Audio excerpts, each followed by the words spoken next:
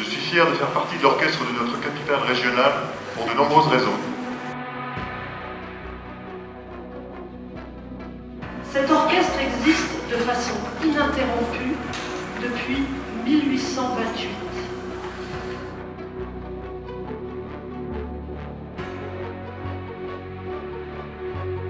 L'orchestre de Dijon-Bourgogne se doit de survivre. Et un musicien privé de parole n'est finalement pas grand-chose. Un mal moral, un mal profond nous travaille et nous tourmente.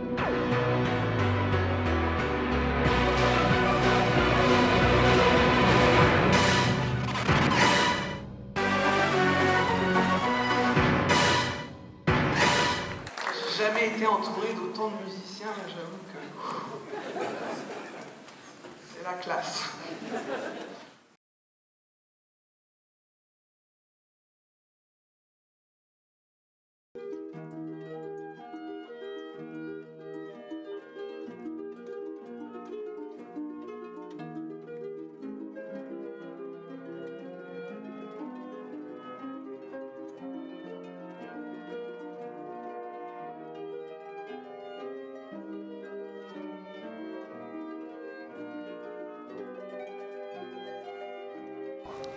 Bonjour, je suis Daniel Weissman, je suis musicien avant tout, violoniste, altiste. J'ai commencé ma carrière comme musicien dans divers orchestres. Ayant fait aussi beaucoup d'études de musique de chambre, j'avais créé un trio avec lequel j'ai fait beaucoup de travail, et entre autres en Bourgogne, c'est comme ça que j'ai connu la Bourgogne. Et je suis venu à Dijon en 2007 comme conseiller musical de l'Opéra de Dijon, et ensuite en 2009 comme directeur de l'orchestre régional, que je suis depuis 2009, septembre exactement. Jusqu'à l'année 2008 où arrive donc un nouveau directeur à l'Opéra de Dijon qui souhaite réformer l'orchestre. Donc la réforme d'un orchestre, c'est quelque chose qui demande un peu de doigté, c'est un outil humain, passionné, passionnel, et qui a besoin de compréhension.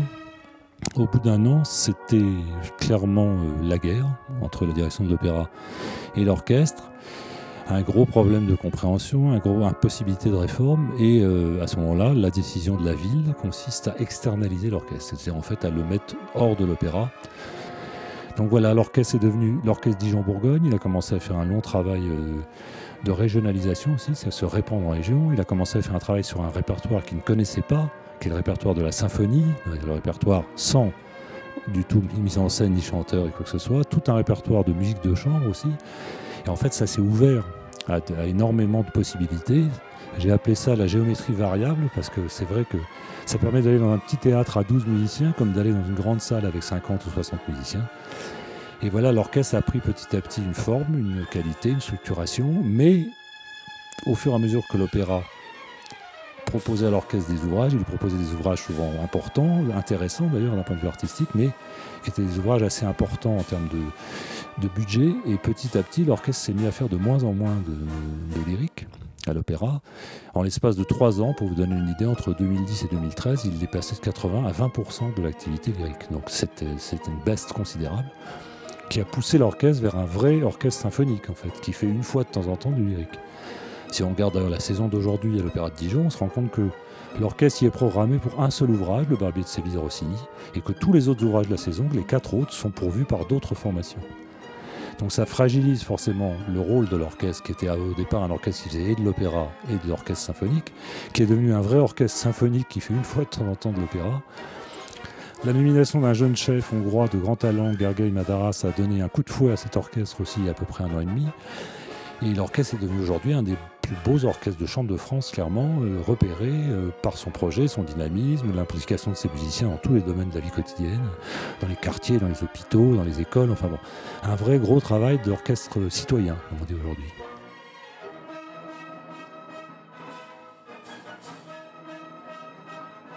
Je suis un vrai militant de ma cause et c'est ça qui doit faire la différence. J'ai abandonné moi-même beaucoup d'activités de musicien dans cette affaire, beaucoup d'autres activités pour pouvoir me consacrer avec un vrai militantisme à cet orchestre. Et donc j'ai amené une conviction, une force, une énergie comme ça, des journées de 15 à 16 heures parfois, répétition comprise plus le reste. Et voilà, je pense simplement avoir amené de quoi aujourd'hui donner à l'orchestre les moyens de continuer. Puisqu'on peut, après il faut savoir se retirer à un moment donné aussi, et donner en fait, et laisser les gens prendre leur destin en main. Ben voilà, quand je suis arrivé, en plus c'était la pagaille, il faut être très clair, hein, c'était vraiment la pagaille, il n'y avait plus rien pour réunir les gens si ce n'est pour les diviser. Déjà il fallait les réunir, c'est ce que je pense avoir apporté. Et puis je suis quand même un musicien parmi eux, ils me connaissent comme musicien, et il m'est arrivé même de jouer avec eux, je leur ai même fait des transcriptions d'œuvres pour qu'ils puissent jouer, donc je suis quelqu'un qui vit dans leur vie, et qui en même temps prend la responsabilité de certaines décisions, je ne les prends jamais tout seul. Je me concerte avec tout le monde, et d'ailleurs il n'y a aucune de nos bulles internes n'a explosé au cours de cette crise, au contraire, c'est un des meilleurs signes de ce qu'on a pu réussir à apporter les uns aux autres. Moi je serais très triste de les quitter, ces musiciens, mais je pense aussi que voilà, aujourd'hui, ce que je leur ai amené, c'est la possibilité d'être responsable de leur outil, de leur travail.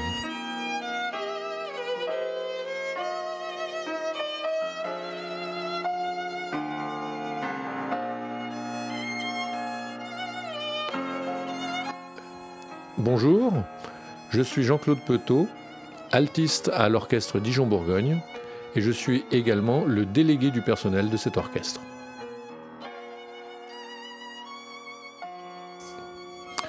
Alors l'orchestre est un orchestre local, ce qui fait que les vocations, elles sont multiples.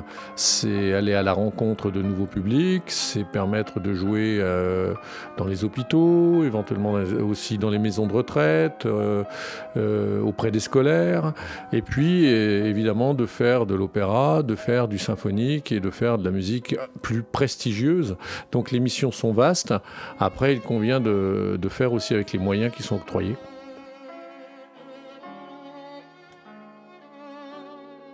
On a souvent une vision un petit peu poussiéreuse des orchestres classiques parce qu'ils sont très conventionnels, qu'il y a beaucoup de codes, qu'il y a une histoire de la musique classique. Musique classique ne rime pas avec quelque chose de décati, avec quelque chose qui n'est plus dans l'air du temps. Non, la musique classique peut être complètement vivante. La preuve en est, c'est que quand on a une belle énergie et qu'on a un répertoire adapté, eh bien les jeunes et les scolaires qu'on rencontre sont complètement partants sur cet orchestre. Avant tout, un orchestre, c'est le rassemblement de musiciens d'excellence qui, généralement, ont vraiment un engagement personnel dans leur travail artistique, dans l'amour de leur métier, dans l'amour de leur instrument. Et c'est cette communion avec l'ensemble de ces musiciens qui permet l'orchestre. L'orchestre, c'est déjà un regroupement de personnes, hein, quel qu'il soit, avant d'être classique, de jazz ou de variété, quoi.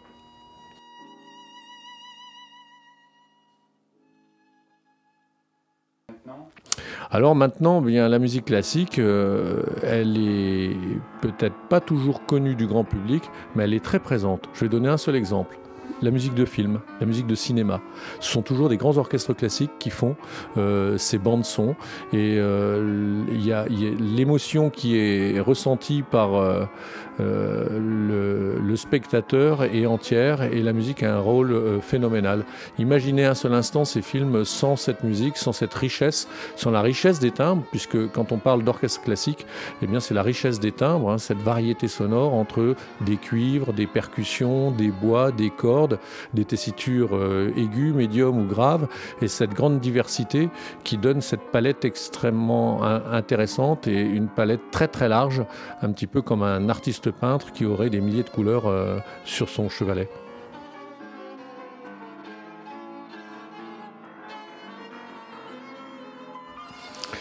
Alors non, on ne peut pas dire qu'on ait pompé beaucoup de subventions parce que je crois que les subventions, le public est toujours inondé de chiffres contradictoires, on s'y retrouve plus, la presse dit blanc, dit noir et on est un peu perdu avec ça.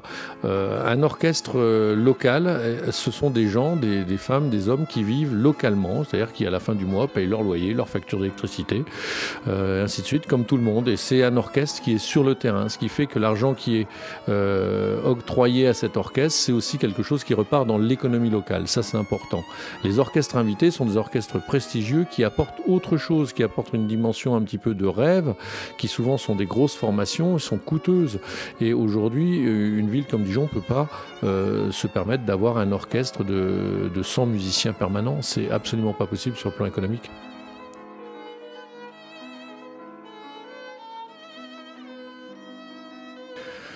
Alors si un orchestre disparaît, c'est vraiment un drame social, un drame économique. Et puis c'est tout un pan du lien social qui disparaît. Parce que quand on va écouter un concert, eh bien, on est là juste en tant qu'auditeur et on partage ce plaisir, ce moment comme ça d'émotion qu'il y a entre le public et l'orchestre. Et là, toutes les couches sociales sont réunies et à ce moment-là, tout le monde est sur le même statut. Et ça, c'est important que ce lien puisse être préservé et qu'on ne commence pas d'être dans des musiques élitistes où certains pourront se payer peut-être une place à l'Opéra Bastille ou à l'Opéra de Paris ou au National de France et d'autres n'auront plus jamais accès à cet échange-là.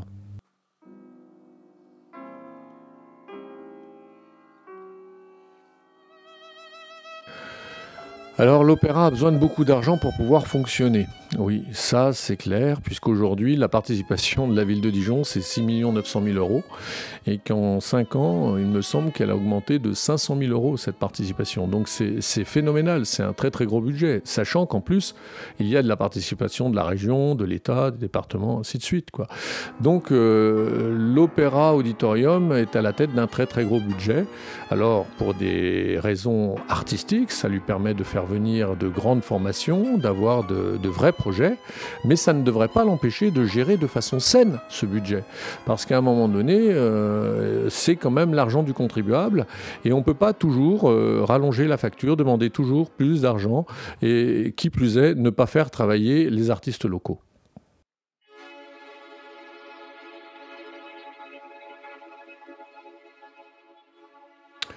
On peut avoir une programmation plus intelligente.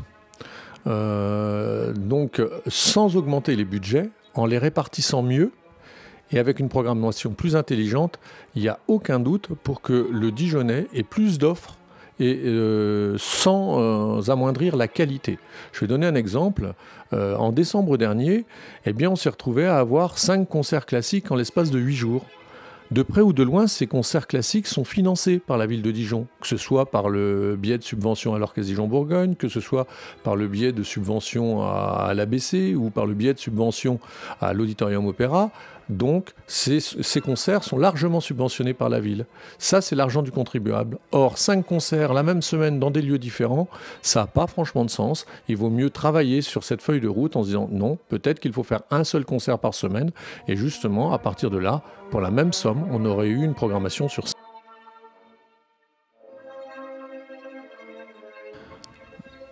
Donc Emmanuel Bichot, conseiller municipal d'opposition à Dijon, conseiller communautaire d'opposition au Grand Dijon et vice-président du Conseil général de la Côte d'Or.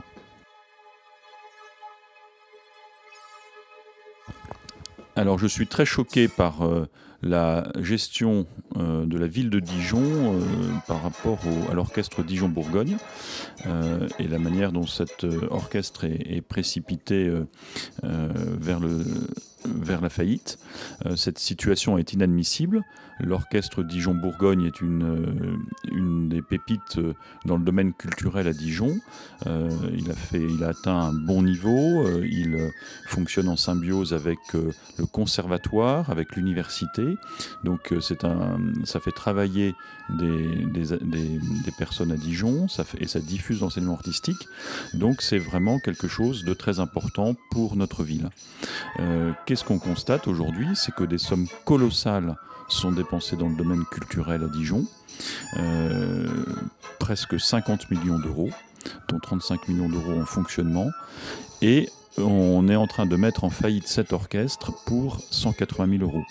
À côté de ça, vous avez 1,6 million investi pour le projet des tanneries, qui concerne donc une culture anarchiste, dont on ne voit pas bien d'ailleurs la production. Vous avez 190 000 € qui ont été donnés il y a très peu de temps à la compagnie Pitoisé, qui ne réside pas à Dijon, qui n'a aucune activité à Dijon. Nous avons demandé des explications sur ce chèque, nous ne les avons toujours pas. Donc il y a réellement un problème sans doute de politique, de définition des objectifs, de politique et de personnes, puisque nous constatons effectivement qu'aujourd'hui, le fond du problème, c'est quoi ? C'est que l'Opéra de Dijon fonctionne en payant des prestations, des spectacles sur catalogue, en faisant venir donc des orchestres extérieurs, ne travaille de moins en moins avec l'orchestre Dijon-Bourgogne, et que donc cet orchestre est menacé de disparition. Donc cette situation traduit une gabegie phénoménale dans le domaine culturel. Encore une fois, nous pensons que des économies, je pense personnellement, et c'est la position que j'ai toujours défendue, que des économies doivent être réalisées par rapport au budget de la culture à Dijon, qui est encore une fois très important, 50 millions d'euros, ce sont des sommes colossales, mais qu'en même temps, il faut préserver ce qui marche bien, se préserver et consolider ce qui marche bien, qui présente un intérêt réel pour la ville, et pas seulement donc d'acheter des prestations à l'extérieur pour construire Nous revendiquons au niveau de l'opposition municipale de Dijon le rétablissement de cette subvention. Nous soutenons effectivement l'orchestre Dijon-Bourgogne et nous souhaitons que l'ensemble de la politique soit remise à plat entre l'opéra, l'orchestre Dijon-Bourgogne et la ville, que des conventions soient passées entre ces trois acteurs pour que la répartition des rôles soit clairement définie.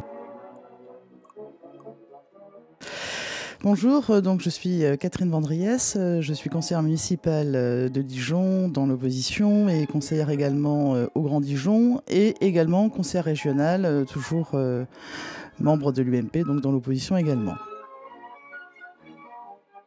Alors, au titre de mon mandat de conseiller municipal de Dijon, je siège dans la commission culture et j'ai demandé effectivement à siéger au conseil d'administration de l'Opéra de Dijon, dans lequel l'opposition a juridiquement et statutairement un représentant que je suis. Voilà. Ce qui est un petit peu paradoxal compte tenu de la situation politique actuelle de l'orchestre de Dijon, c'est qu'il n'y a eu qu'un seul conseil d'administration d'installation qui s'est tenu au mois de mai. Et j'ai interpellé l'élu, donc l'élu et l'adjointe à la culture, qui est Christine Martin, sur quand même le paradoxe d'une seule tenue d'un conseil d'administration, compte tenu vraiment des difficultés importantes de l'orchestre de Dijon dont nous allons parler. Ce que je voudrais dire, puisque je pense que c'est vraiment le cœur du sujet, c'est que finalement la ville de Dijon, depuis 10 ans, n'a pas réellement de politique culturelle forte, même s'il y a un certain nombre de manifestations culturelles qu'on ne peut pas nier, mais qui sont à mes yeux plutôt du saupoudrage culturel qu'un projet culturel réel. Je vais vous donner un exemple très concret, qui est des sujets que j'ai abordés avec la majorité municipale depuis de nombreuses années, qui est le calendrier ou le planning des événements.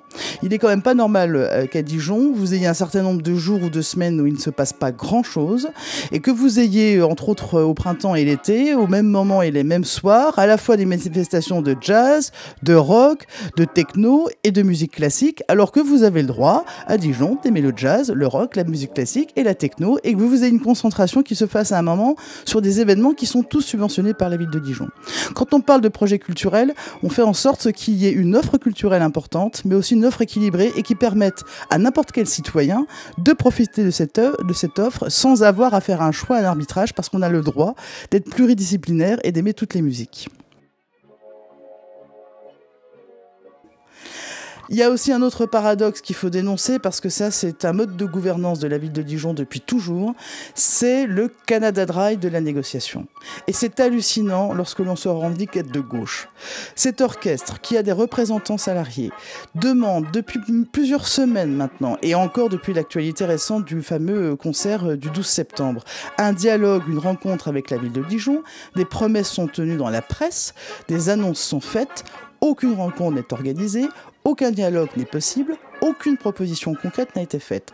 C'est un dossier qui est en train de s'enliser, On commence la saison 2014-2015 et on n'a aucune visibilité sur les concerts qui sont prévus de l'orchestre. Et surtout, le maire de Dijon, son adjointe, refuse toute rencontre, toute négociation avec les musiciens de l'orchestre. C'est du non-respect. C'est simplement un non-respect de la parole tenue d'une rencontre et c'est un non-respect incroyable vis-à-vis de salariés qui demandent simplement auprès de leur employeur direct ou indirect, une rencontre et une proposition de discussion. Voilà aujourd'hui le mode opératoire de la ville de Dijon qu'on dénonce et qu'on connaît malheureusement bien nous dans l'opposition, mais qui s'applique aujourd'hui, comme ça c'était le cas au Crédit Municipal, si on veut faire d'autres parallèles qui ont existé, sur le refus de négociation et de communication de la ville de Dijon avec ses partenaires.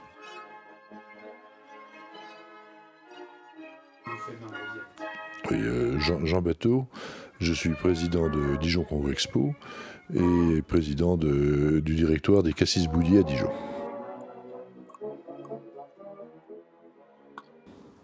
Alors, qu'est-ce qui vous en est venu à arriver à la musique classique ? Déjà une formation, je suis un ancien maîtrisien, donc j'ai dû étudier le solfège, d'ailleurs aussi bien le plein chant que la polyphonie, donc ça laisse obligatoirement des traces. Mon oreille s'est ouverte à cette occasion-là, et la musique est une part essentielle de mon existence. Non, en ce qui concerne l'orchestre de Bourgogne, c'est un équipement qui a 200 ans. Donc mettre en cause une vieille dame qui a fait la preuve de son intérêt, dans mon esprit, c'est dangereux. Deuxièmement, je vois les choses au travers du prisme économique, à savoir qu'il est très difficile de recruter des cadres de haut niveau à Dijon. On n'est pas Paris. Et lorsqu'on y parvient, ces cadres ont des revendications culturelles. Et donc, un orchestre en Bourgogne, à Dijon, a complètement son sens pour satisfaire ces revendications culturelles. D'autre part, un orchestre induit du chiffre d'affaires indirect, pour bien faire comprendre. Les gens qui vont écouter un concert, utilisent des moyens de transport, dînent après au restaurant, voire pour ceux qui viennent de loin, utilisent une chambre d'hôtel. Donc tout ça, c'est un plus économique, même s'il est difficile à chiffrer, on sait que c'est comme ça que ça se passe. Donc tout ce qui pourrait nous priver de cet équipement, je me situe volontairement sur le plan économique, est dans mon esprit préjudiciable à l'intérêt commun. Et il n'y a pas de région en France qui n'ait pas son orchestre, qui se situe évidemment dans la ville la plus importante, sur des bases, j'imagine, de budget partagé entre la région et la ville, mais c'est un équipement qui me paraît tout à fait nécessaire. D'après ce que j'ai compris, et d'après ce qu'on m'a expliqué, il me semble que l'orchestre a fait son affaire de ses ressources, et les gère de façon optimum. Quelque part, quand on voit le budget, c'est quand même pas un budget faramineux, et la part dévolue au financement de la communauté est pas monstrueux. Donc je pense que c'est plutôt un orchestre bien géré. Mais ça me paraît normal que les communautés de proximité soutiennent un orchestre, comme la ville soutient ses transports, soutient l'ensemble d'autres activités. Pour moi, ça fait partie des activités essentielles. Et je pense que l'enveloppe n'est pas si importante qu'on pourrait le craindre. Et ça reste dans le domaine du possible, sachant que je suis gestionnaire ni de l'un ni de l'autre. Mais rien ne me paraît exorbitant. On peut très bien imaginer que l'orchestre de Dijon soit reçu à l'extérieur. Donc, effectivement, il ne faut pas se priver de la qualité, de l'expertise, du savoir-faire d'autres formations. Moi, je pense que l'outil qu'est l'auditorium a vocation à faire les deux. Mais il faut qu'il y ait une base, déjà, d'un orchestre local. Et ce qui est à craindre, c'est le vide culturel. Et le choix, je crois que c'est important d'avoir une palette de choix, notamment en musique, et Dieu sait si un domaine qui est riche, c'est la musique, c'est dommage de se priver de ça.